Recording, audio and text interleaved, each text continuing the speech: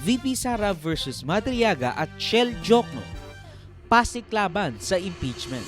What do you get when you threaten the President, the First Lady, and the House Speaker? Huwag kang mag-alala, ma'am, sa security ko. Kasi may kinausap na ako na tao. Sinabi ko sa kanya, kapag pinatay ako, patayin mo si BBM, si Lisa Araneta, at si Martin Romualdez. No joke. No joke. Nagbilin na ako, ma'am. Pag namatay ako, sabi ko, huwag ka tumigil hanggang hindi mo mapatay sila. And then he said yes. In a fit of rage kasi nakulong yung aide mo. Putang ina ninyong lahat. Martin Romualdez, Lisa Marcos, Bongbong Marcos. The chair declares the sufficiency in substance of Zabala et al. Impeachment complaint. So ruled.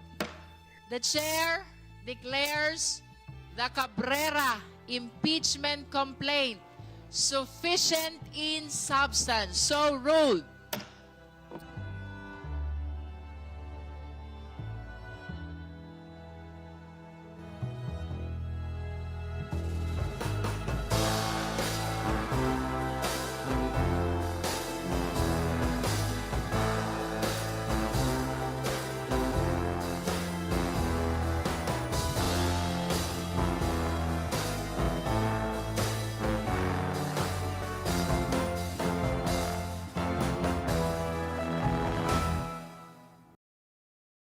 Habang nag-aantay pa ng sagot ni VP Sara ang House Committee on Justice, nagpasa ng request si Akbayan Party List Representative Chel Jokno para ilagay sa kustudiyan ng komite si Madriaga, the self-confessed bagman umano ni VP Sara, integral to one of the articles of impeachment laban kay VP Sara. Bilang miyembro ng House Committee on Justice, naghain tayo ng motion na ilagay si Ramil Madriaga sa kustodiyan ng committee, na makuha natin ng duly certified copies ng SALN ni VP Sara, at ilingin din sa Anti-Money Laundering Council na isubmit ang mga bank account na kaugnay kay VP Sara kung ano man ang meron sila.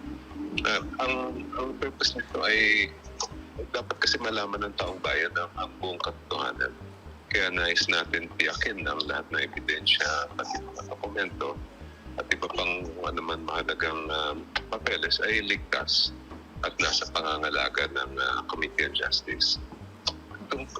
Isa pang bagay ay tungkulin din natin kasi na-protektahan ang ating mga testigo, lalong-lalo na yung mga naglalakas loob na magsalita.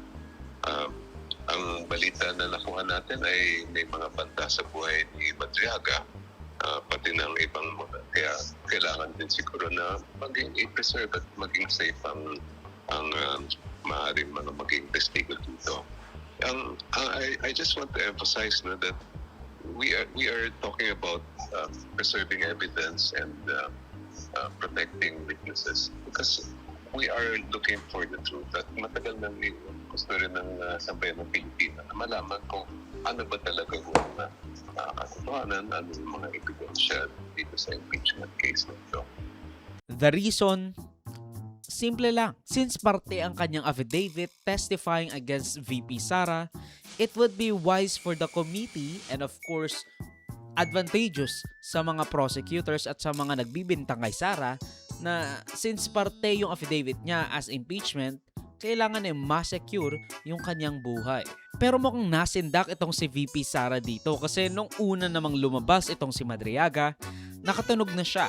Kaya nga siya nag-release ng press statement a day before Madriaga signed the affidavit at nasa publiko ito. Kumbaga sinasabi ni Sara doon is basically preempting yung mga bintang ni Madriaga saying na gagamitin nila yung mga bank accounts ko, ganyan-ganyan daw, SALN ko sa mamumuhay ko kasi nga gusto nila akong ma-impeach. Tapos magugulat ka, halos kinabukasan lang si Madriaga naglabas ng affidavit. Kumbaga natunugan niya na may maglalabas ng affidavit laban sa kanya. Po ba yung final na perjury case ni VP Sara against Madriaga dito pa sa impeachment? Sa tingin ko hindi. Kasi alam mo, ang tingin ko dyan ay kinakabahan na yung kampo ni VP Sara. Alam nyo, kasi yung magiging testimonya ni Mr. Madriaga, yung sa kanyang affidavit, ay isa sa pinakamahalaga at matibay na nakadagdag na ebidensya dun sa mga existing ng evidence nung dating na-impeach siya in 2024. So, kinakabahan na siguro. Yan ang tingin ko, yung kampo ni VP Sara. Nung noon, hindi nila pinapansin. Tapos, biglang kinasuhan na nila. And meron din ako nakita na parang kino-compare doon kina Matobato tsaka Las Cañas. Well, tama po na i-compare kina Matobato at Las Cañas. Pareho po sila. Lahat po sila nagsasabi ng totoo. Ang alegasyon kasi ni Madriaga, bagman siya ni Duterte sa mga illicit activities tulad ng mga POGO at ISIP o Inday Sara is my president to drum up support for a potential presidential run noong 2022. Okay, so nakatanggap nga ho tayo ng sulat galing sa kanya. It's dated November 17. It was coursed through his lawyer.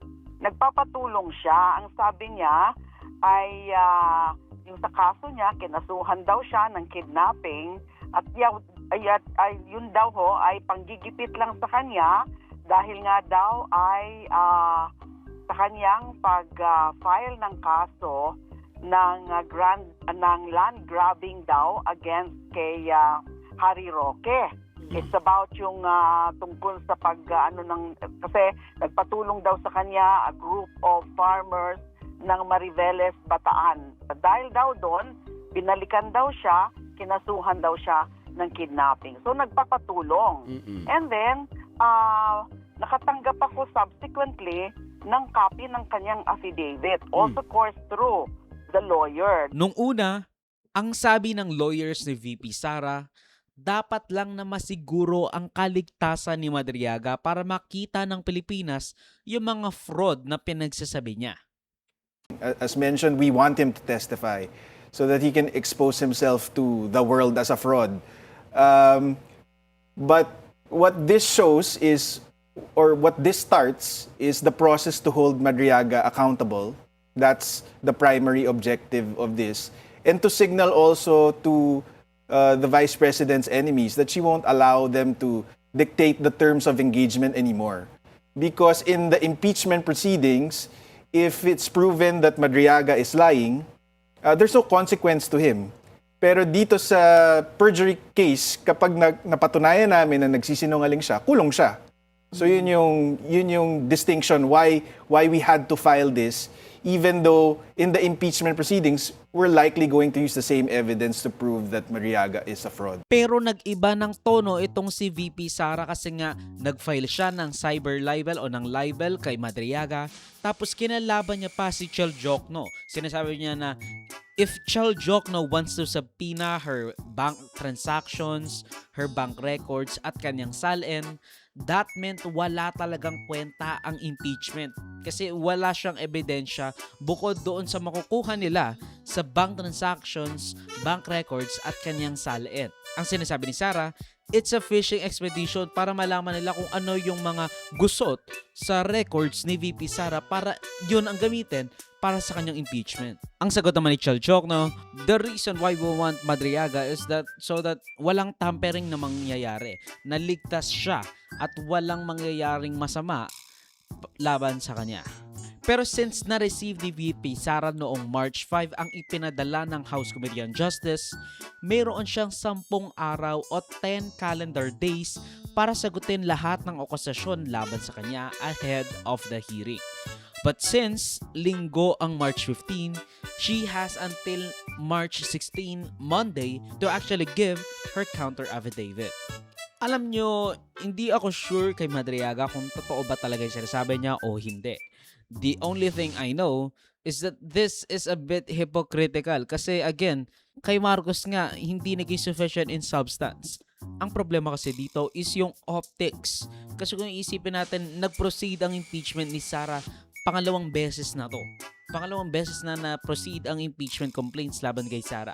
Tapos itong si BBM na sentro or at the very least may kinalaman siguro sa flood control debacle na bilyones ang nasamsam sa Pilipinas, why did the House Committee on Justice did not find that the impeachment against BBM is in and of itself sufficient in substance and form?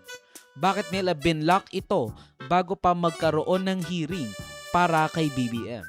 Kumbaga, sabihin natin totoo na yung sinasabi ni Madriaga. This is pennies compared to what BBM has been alleged to do, or at the very least enabled people to do, katulad ni Romualdez, ni Zaldico at ng marami pang iba. Sabihin na natin hindi niya alam at hindi siya nakakuha ng pera doon. It is still in his purview. It is still in his signatures na makikita marami pang nag-aakusa laban sa kanya.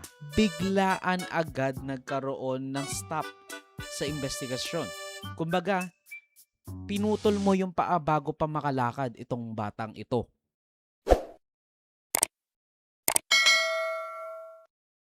Ang video clip na ito ay galing sa aking series ng News sa Renver Recap. Check the entire videos for the complete weekly news recap and subscribe to the channel to be kept up to date sa mga local at global news na I'll make sure will be interesting to you. Particularly you, whatever your name is. Hindi ko alam, sorry. Salamat sa panonood mga kaparami. Like, subscribe, follow me like sa socials and avoid Joseph that will be linked down below. So, susunod of course. Paalam.